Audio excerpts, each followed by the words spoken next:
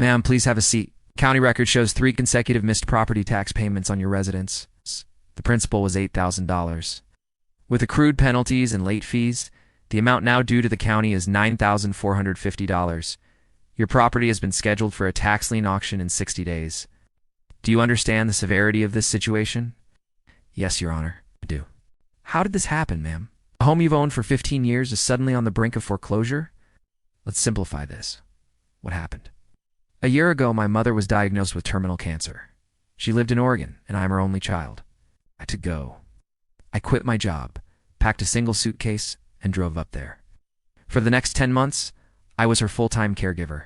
Everything else just stopped. My condolences for your loss. The file states you were sent multiple delinquency notices. Were you not receiving your mail? I had it forwarded, Your Honor. I saw the first 2 notices. They terrified me. My mother's medical bills had already exhausted my savings, and my income was 0. I spent hours on the phone with the county assessor's office trying to figure out what to do. I explained the situation to 3 different people. Did you attempt to apply for a hardship deferral? Yes, sir. They sent me the forms. Filled them out immediately.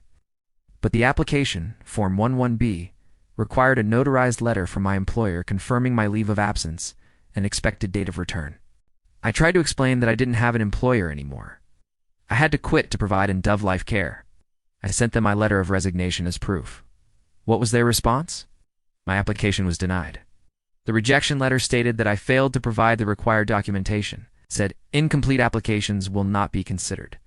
I tried to appeal, but by then, my mother was in her final days. I couldn't leave her side to chase down paperwork.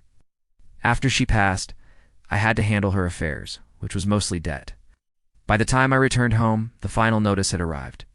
So, you were denied a hardship deferral, because the nature of your hardship was so absolute that it prevented you from fitting into the neat little boxes on their form. Yes, Your Honor, that's what happened. I see.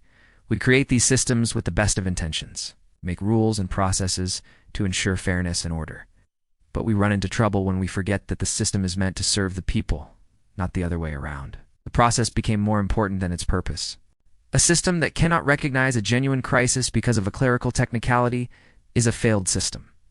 This is not about procedure.